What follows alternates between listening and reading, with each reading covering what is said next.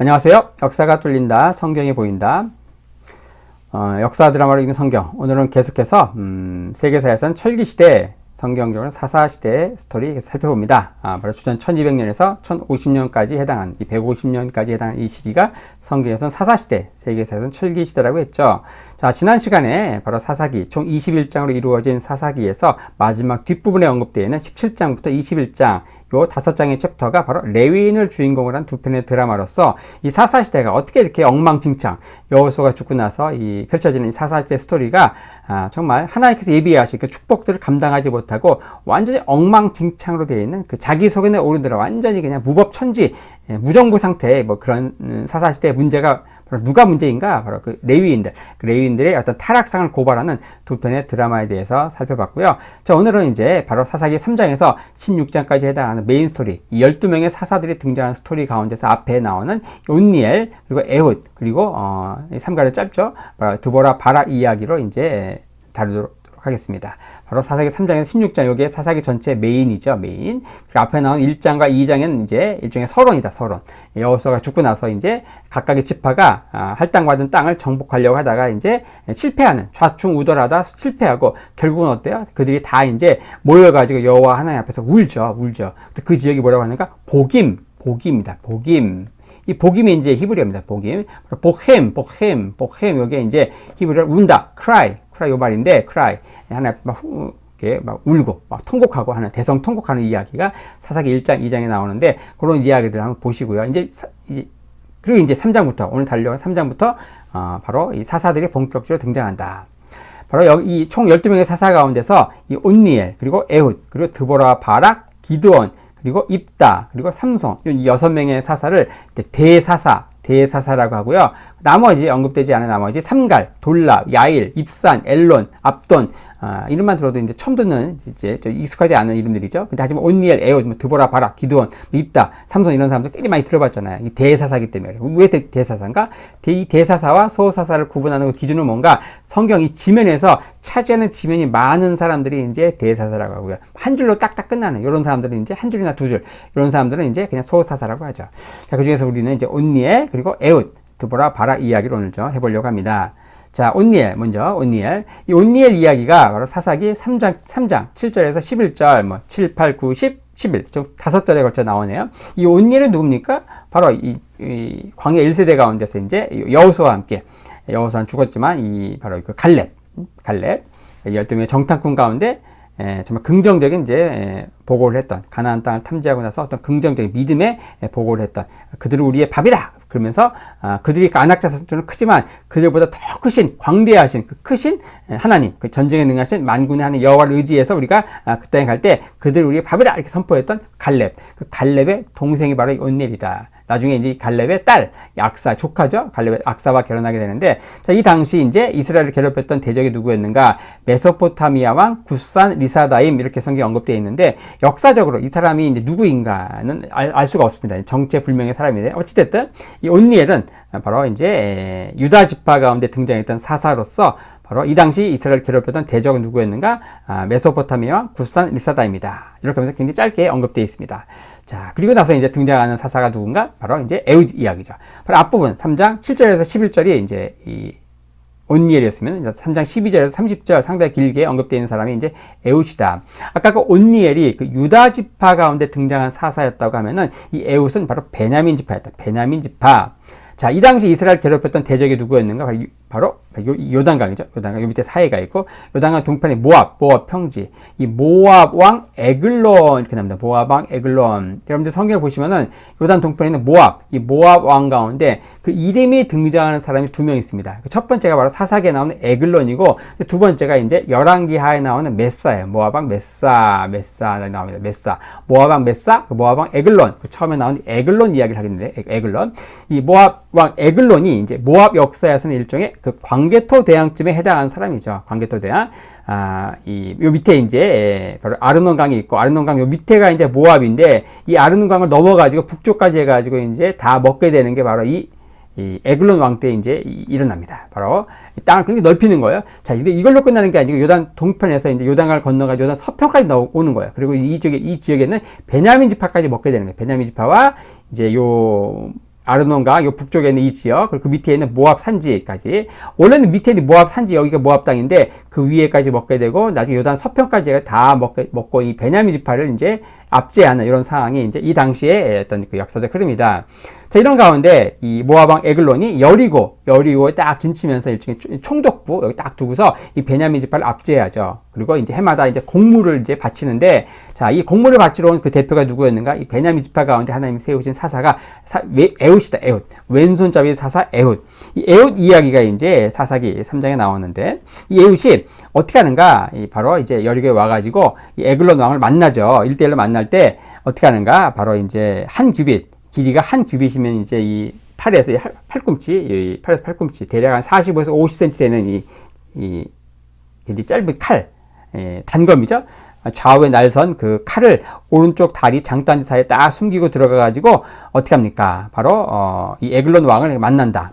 에글론 왕을 만나가지고 어떻게 하는가? 이 에글론 왕을 이제 그 칼로 죽이는데 성격이 참 재밌습니다. 이 에글론이라고 하는 이 왕, 에글론의 그 이름 자체가 굉장히 일종의 말장난, 일종의 워드 플레이인데, 이 에글론은 무슨 뜻이냐면은 뚱뚱한 자, 우리말 성경은 심히 비둔한 자, 뚱뚱한 자 이렇게 되어 있는데, 이 에글론은 일종의 어떤 뜻이냐면 송아지라는 뜻입니다. 송아지. 그래서 이제 송아지가 뻘럭하잖아요. 그래서 배가 이렇게 뻘럭 튀어나와요. 우리 배불뚝이.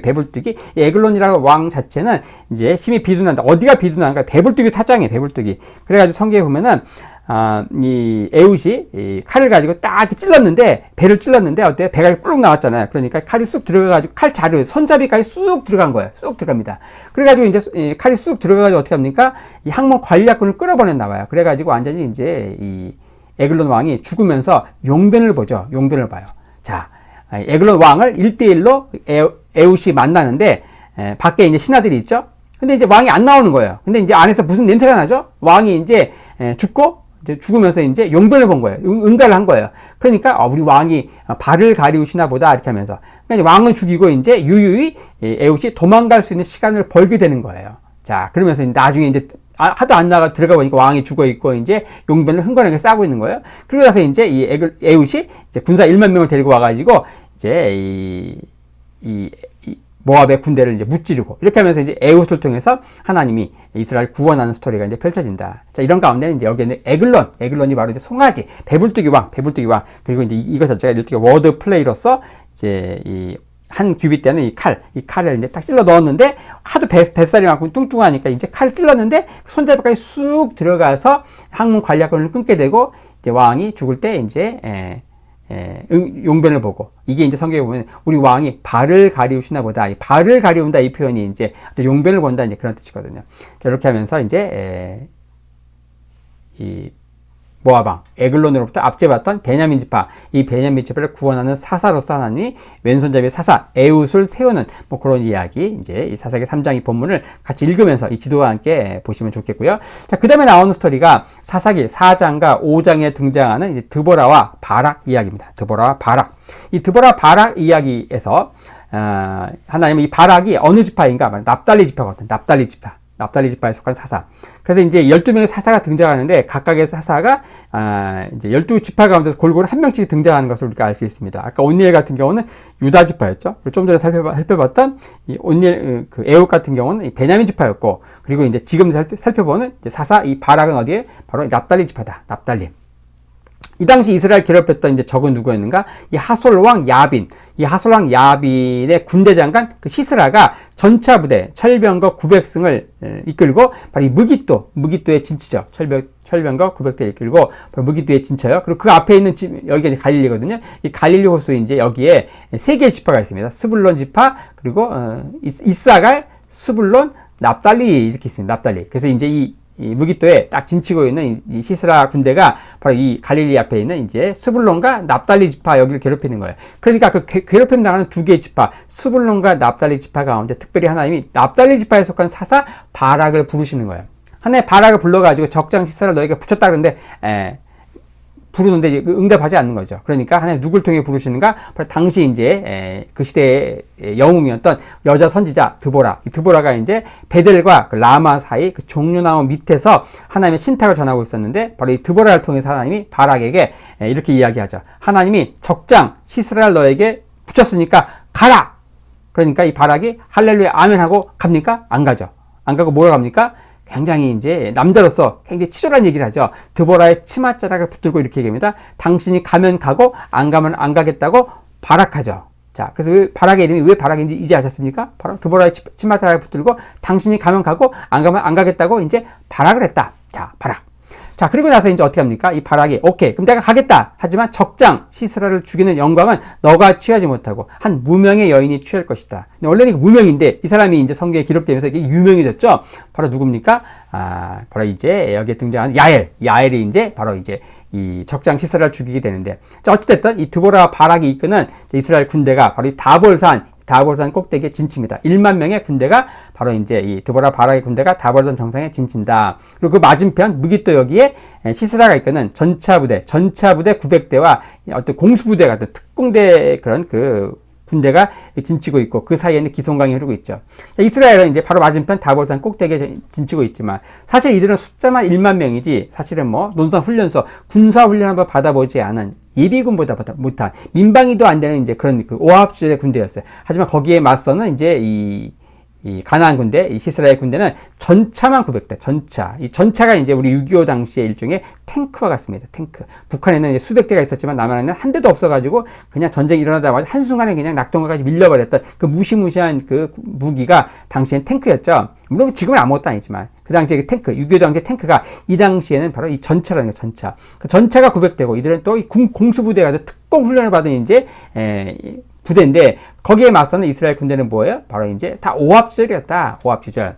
이런 가운데 하나님이 다볼산 꼭대기에 있는 이스라엘 군대에게 하나님이 어때요? 드보라를 통해서 내려가라! 내려갑니다. 내려가면 어떻게 될까요? 이 산 위에 가만히 있으면 이제 뭐 이기지도 않고 지지도 않죠. 왜냐하면 이들이 갖고 있는 전차, 이 전차는 산 위에서는 활동을 못하죠. 바로 평야를 내려와야만 활동할 수 있는 거예요. 그래서 다볼산 위에 가만히 있으면 이기지도 않지만 지지도 않습니다. 하지만 하나님 적장 시스라를 이제 죽이러 가라! 내려가면 어떻게 됩니까? 내려가면 죽죠. 내려가면 죽습니다. 하나님이 개입하시지 않으면 이들은 다 개죽음이에요, 개죽음. 근데 이들이 하나님의 말씀에 순종해서 내려갔을 때 하나님이 어떻게 승리를 주시는가? 바로 이 지역의 어떤 국지적인 폭우를 막 내리시는 거예요. 그러니까, 여기에 흐르는 작은 강이 이제 기송강인데, 이스라엘 가서 보시면 말이 강이지 작은 또랑입니다. 작은 강, 시내 같은 건데, 여기 막 비가 내리니까 기송강이 범람을 한다. 그러니까 이스라엘 평야 이 지역이 완전히 늪지대가 되는 거예요, 늪지대. 여기가 또 늪지대가 되면 질퍽질퍽해지고 늪지대가 되니까 어때요? 바로 이 가나안 군대가 자랑하는 전차 900대가 뭐가 되는 거예요? 무용지물이 되죠. 그러니까 이 적장 시스라는 이제 전차를 버려두고 어때요? 평소 친분이 있던 겐사람 헤벨의 아내 헤벨의 아내 야엘의 장막에 가서 이제 쉬다가 바로 야엘이 이제 결국 텐트 말뚝을 가지고 이 시스라의 이 관자놀이죠. 살적을 딱 박아서 이제 죽이게 되는. 저렇게 하면서 시스라를 이제 죽이게 되는 영광은 누가 취하는가? 바로 무명의 여인. 하지만 성경에 등장하는 유명한 여인, 바로 겐사람 헤벨의 아내 야엘이 죽이게 되고, 어찌됐든 이런 가운데 바로 이 시스라의 전차 부대로부터 압제당하던 스불론과 납달리 지파를 이제 구원하는 그 사사로서 하나님은 바로 이 납달리 지파에 속한 사사 바락을 부르셨다. 바락. 근데 이 바락이 처음에는 이제 가지 않죠. 바로 드보라를 통해서 하나님이 부르시고 드보라 바락 연합 작전에 의해서 결국 하나님 이스라엘 구원하는 스토리가 이제 사사기 4장과 5장에 펼쳐지는 스토리라는 것이죠.